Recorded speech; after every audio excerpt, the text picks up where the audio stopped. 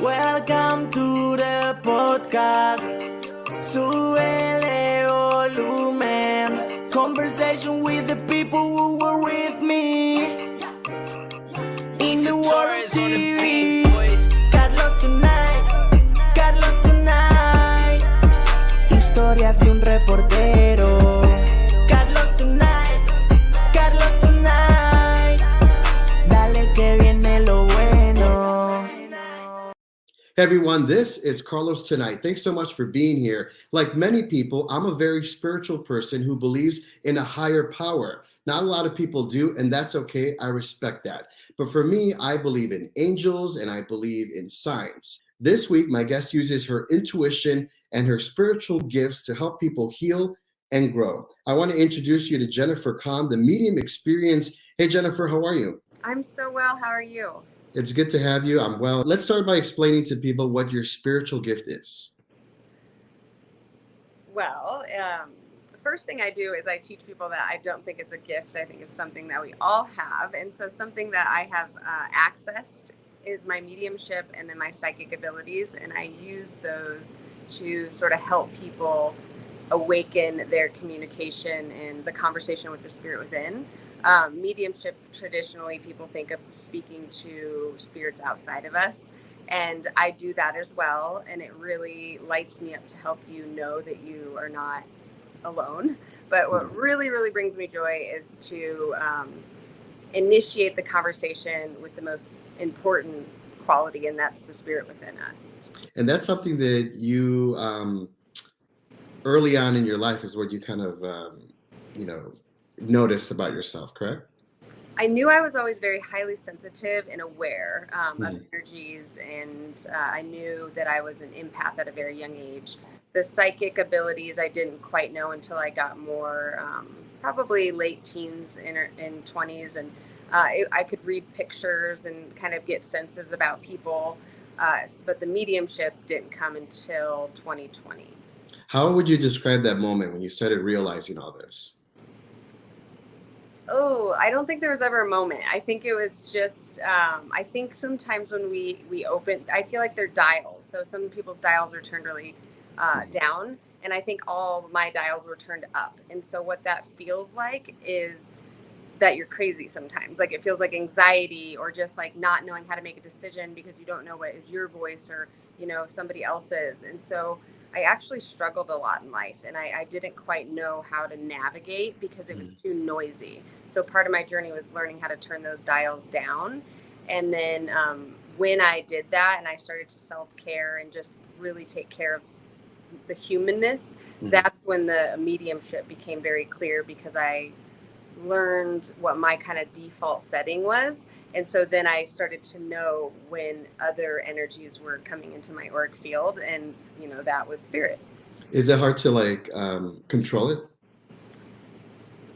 The only time it's hard to control it is when you're drinking, because they call alcohol spirits, and there's a reason why, and it really shuts off your frontal lobe, your frontal cortex, and so your cognitive thinking kind of gets a little loose, and so you are more open. And sometimes people that have their dials turned up, like I just said, when they drink, they will actually be communicating from spirit, I guess. And so what comes out of your mouth is like, oh, was that mine or was that somebody else's? Was that for me or am I helping serve? So it can get a little sloppy if you're not careful when alcohol is involved. But when alcohol is not involved, I know how to now shut down my auric field and protect myself, and it is easier to control.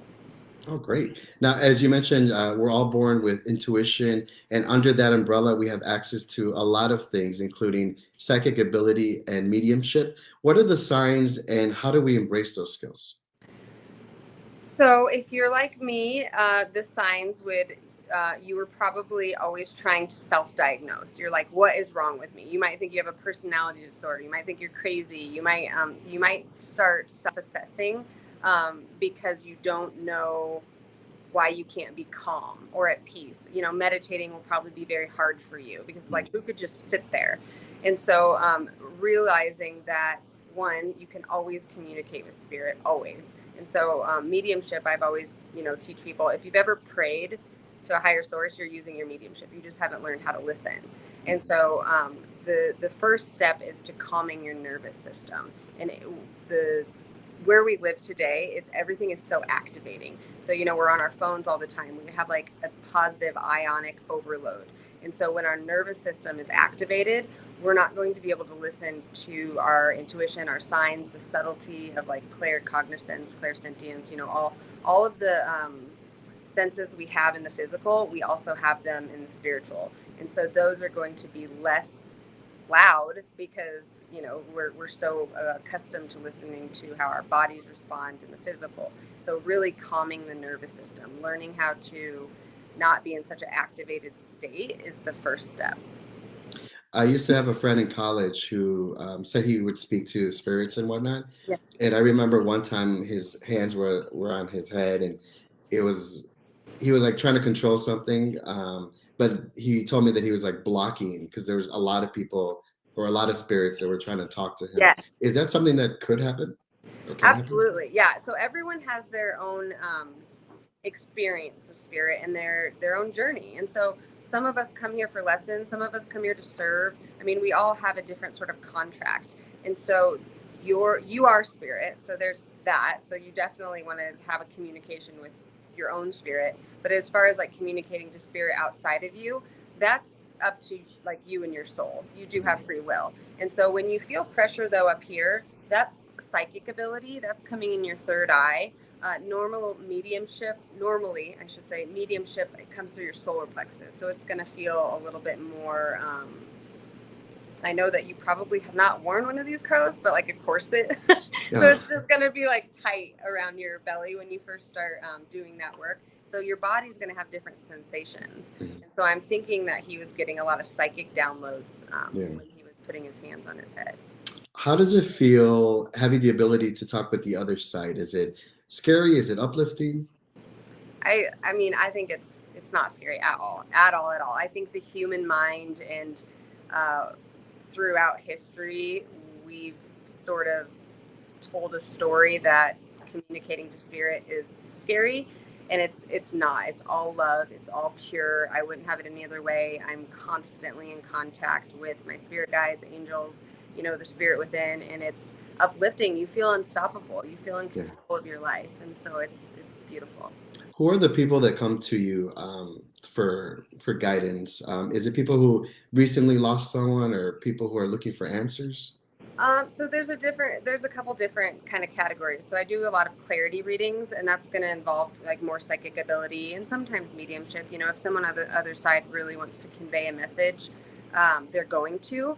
But I kind of work under the belief that like spirit wants you to be in communication with spirit. And so I don't want you to lean on me, because leaning on a medium is leaning on a third party. And so I have a lot of clarity reading clientele and mentorship, because my intention is to teach people how to fish instead of continuing to give them fish. But when people are in tragedy, grief, something happens, the mediumship readings I do usually are for somebody that needs healing and are kind of stuck in a stage of grief and just really need comfort knowing that their loved one is still with them.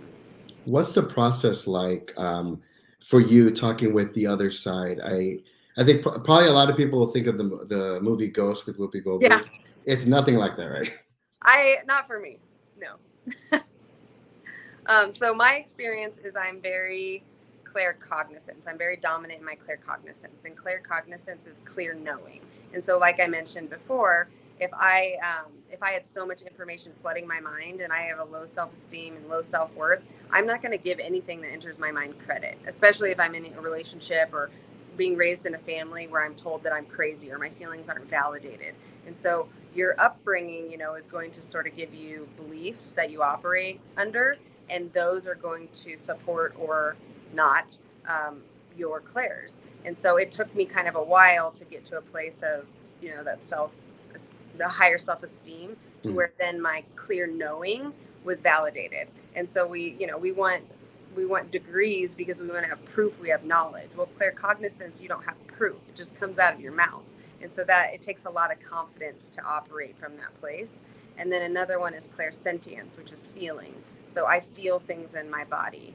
I don't, clairvoyance is seeing. I don't like see somebody in my, um, like I don't see, which is kind of fine with me. Yeah. And then hearing sometimes, but it's like a whisper, it's like a subtlety.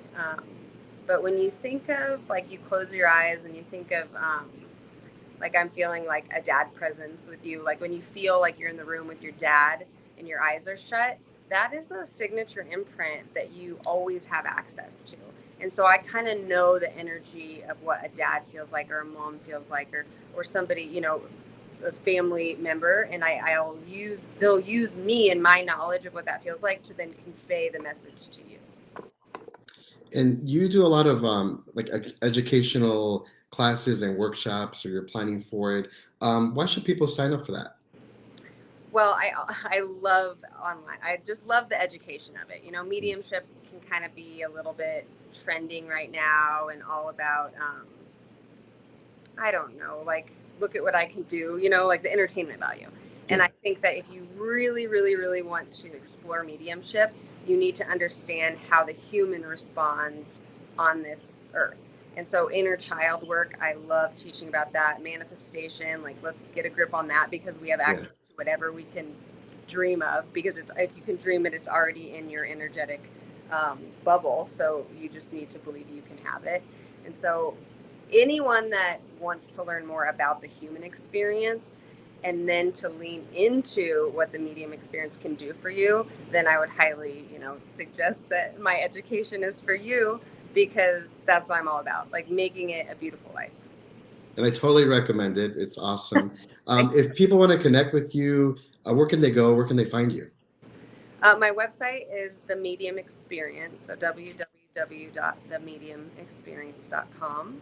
And then I'm on Instagram. It's my favorite platform, and it's at The Medium Experience. And right now I'm offering one-on-one sessions, education, and then I do have a spiritual retreat in Colorado in September. It is for women only, but we will be doing some more retreats to come. That's awesome. Yeah. And as you mentioned, the mediumexperience.com, I'll have a link in the show notes for people who are interested. Thank you, Jenni, for your time. I really appreciate you and what you do. You're welcome on the show anytime. God bless you.